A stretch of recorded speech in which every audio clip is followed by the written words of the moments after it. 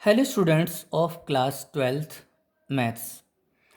Last video class में हम chapter relation and function की एक्सरसाइज 1.1 को क्वेश्चन 8 तक एक्सप्लेन कर चुके थे। आज की वीडियो क्लास में हम क्वेश्चन 9 को एक्सप्लेन करेंगे।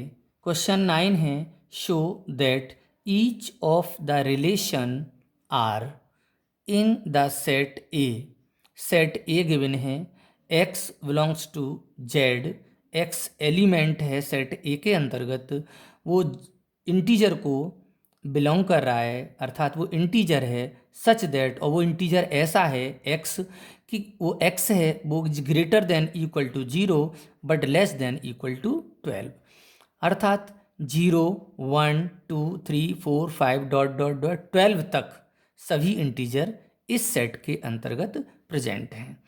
गिवन बाई, और जो रिलेशन है वो फर्स्ट केस में दिया है R equal to A comma b such that a minus b करें, फर्स्ट एलिमेंट में से सेकंड एलिमेंट माइनस करें और उसका मॉडुलस लें तो वो इज ए मल्टीपल ऑफ 4, वो मल्टीपल ऑफ 4 है।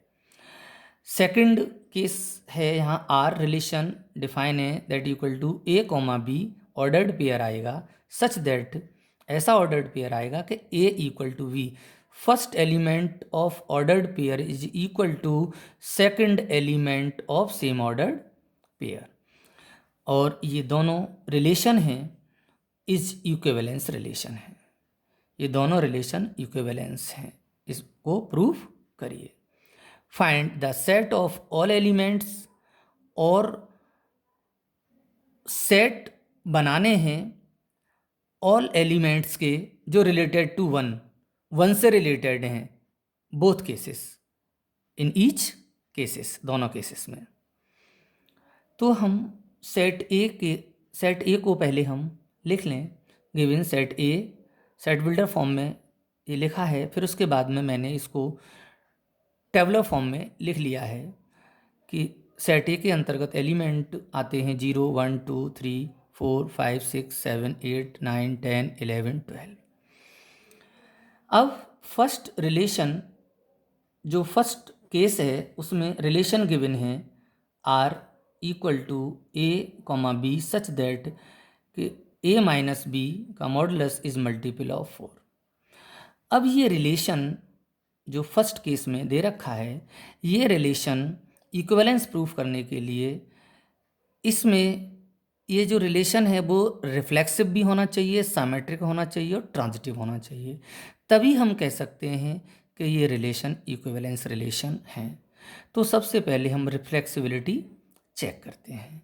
हमने एनी एलिमेंट ऑफ सेट ए का लिया है, ए बिलोंग्स टू ए, तो हम क्लियर है यहाँ से कि ऑर्डर्ड पेयर इस सेट में जो आएगा ए कॉमा ए, मतलब every element of related to itself, क्योंकि रिफ्लेक्सिबिलिटी में ये डिफाइन है, रिफ्लेक्सिव रिलेशन की डेफिनेशन है कि every element of set A related to itself, 0 0 1 1 2 2 3 3 4 4, ये सब every element related to itself. So clearly A belongs to R इस रिलेशन को बिलोंग करेगा। क्यों?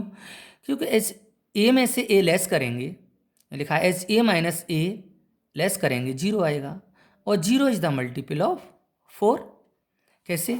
क्योंकि मैंने यहाँ पर ये दिखाना चाह रहा हूँ आपको कि जैसे हम b है, b is multiple of a into n लिख सकते हैं, तो b by a is equal to n, n यहाँ पे इंटीजर है और a यहाँ पर मान लो हमने 4 लिया है, तो ऊपर भी इंटीजर b भी इंटीजर है और यहाँ इंटीजर आ रहा है, तो 4 0 अपॉन 4 इज इक्वल टू 0 आएगा, और हम लिख सकते हैं 4 इंटू 0 इज इक्वल टू 0, और 4 इंटू 1 इज इक्वल टू 4, और 4 इंटू 2 इज इक्वल टू 8, और 4 इंटू 3 इक्वल टू 12। तो हमने देखा कि यहाँ पर 4 मल्टीपल ऑफ 4 है, 8 भी मल्टीपल ऑफ 4 है, 12 भी मल्टीपल ऑफ 4 है, 0 भी मल्टीपल ऑफ 4 है। तो यदि हम यहाँ पर 0 में से 0 माइनस करेंगे तो 0 आएगा आंसर, जो मल्टीपल ऑफ 4 होगा। 1 में से 1 माइनस करेंगे तब भी हमारा मल्टीपल ऑफ 4 ही आएगा। तो मैंने यहाँ लिखा भी है 0, 0, 1, 1, 2, 2, 3, 3 and 12 dot dot dot 12, 12 belongs to R। So R is reflexive. Second case में हम सिमेट्री चेक करेंगे। तो हमने देखा कि सेट ए के एलिमेंट लिए हैं A और B और ऑर्डर्ड पेयर लिया है और बिलोंग कर रहा है इस रिलेशन को। Then A, B belongs to R implies, तो मॉडुलस में A minus B is multiple of 4 होगा। तो A माइनस बी मॉडुलस में मल्टीपल ऑफ 4 होगा तो 4K कह सकते हैं से। So K belongs to natural number. And इसको B माइनस ए करेंगे तब भी 4K means multiple of 4, K belongs to natural number. क्योंकि यहाँ पर सिंस A माइनस बी को हम मॉडुलस में लिख सकते हैं B माइनस ए, तो A कोमा बी आर को बिलोंग कर रहा था तो B minus A equal to 4K आ गया, तो B कोमा ए भी इसी रिलेशन को बिलोंग करेगा। सो R इज सिमेट्रिक। अब ट्रांजिटिविटी चेक करने के लिए सेट ए के एलिमेंट ए बी सी लिए हैं, तो ए बी बिलोंग कर रहा है रिलेशन को, फर्स्ट केस में जो रिलेशन दे रखा है, and B comma C ordered pair है वो भी इस रिलेशन को बिलोंग कर रहा है। देन तब A comma B belongs to R and B comma C belongs to R. तो अब ए कॉमा बी उस रिलेशन को बिलोंग कर रहा है तो ए माइनस बी मॉडुलस में मल्टीपल ऑफ 4, और बी कॉमा सी उस रिलेशन को बिलोंग कर रहा है तो बी माइनस सी मॉडुलस में is the multiple of 4, implies A comma C भी ए माइनस सी हो जाएगा जो इज द मल्टीपल ऑफ 4 होगा। So R is transitive, hence R is an equivalence relation। अब हम सेट बताना था हमें कि सेट में वो एलिमेंट हमें बताने हैं जो 1 से रिलेटेड हैं इन फर्स्ट केस। तो X be an element of A such that X, 1 belong कर रहा है R को।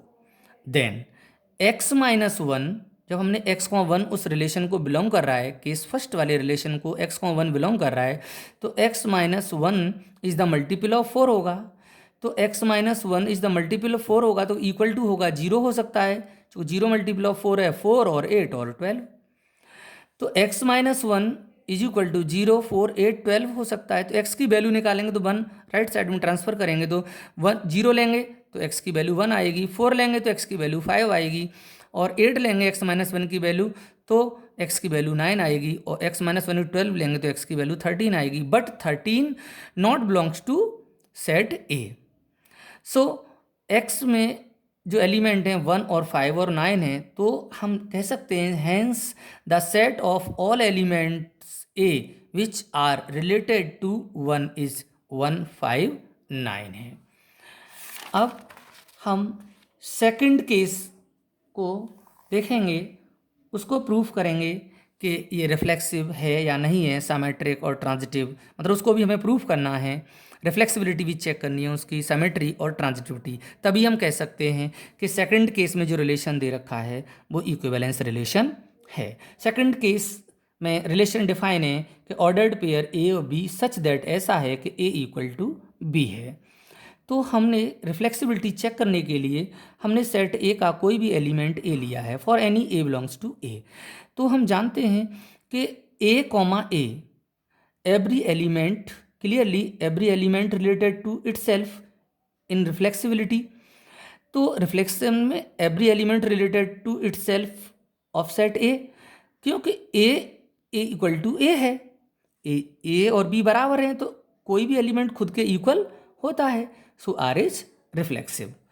अब हम सिमेट्री देखेंगे यहाँ। नाउ लेट हमने माना कि ए और बी इस रिलेशन को बिलोंग कर रहा है, तो बिलोंग कर रहा है तो ए इक्वल टू बी होगा, और ए इक्वल टू बी होगा तो इसको हम बी इक्वल टू ए भी लिख सकते हैं।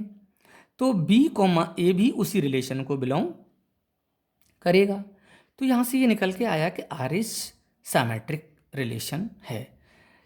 अब अगेन हम रिफ्लेक्सिबिलिटी चेक करेंगे। अगेन हमने लेट किया कि ए कॉमा बी बिलोंग कर रहा है रिलेशन को, and B comma C relation को भी बिलोंग कर रहा है, इन सेकंड केस में जो रिलेशन दे रखा है उसको ए कॉमा बी भी बिलोंग कर रहा है, बी कॉमा सी भी बिलोंग कर रहा है, ऐसा हमने लेट किया है।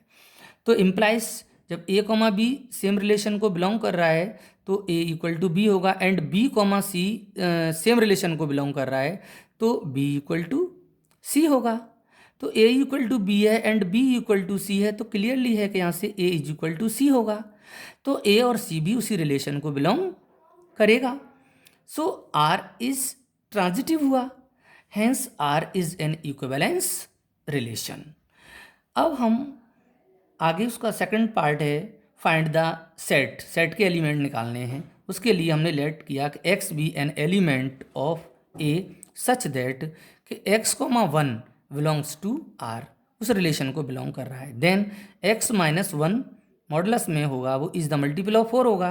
तो यहाँ पर implies x minus one is equal to zero केवल आएगा, क्योंकि यहाँ पर जीरो आएगा और एक्स, क्योंकि जीरो वन माइनस वन करेंगे तभी जीरो आ सकता है और जीरो मल्टीपल ऑफ फोर होता है। तो x minus one is equal to zero, तो x equal to one, and so required set यहाँ पर वन हो गया। वन के अलावा और कोई एलिमेंट नहीं हो सकता इन सेकंड केस।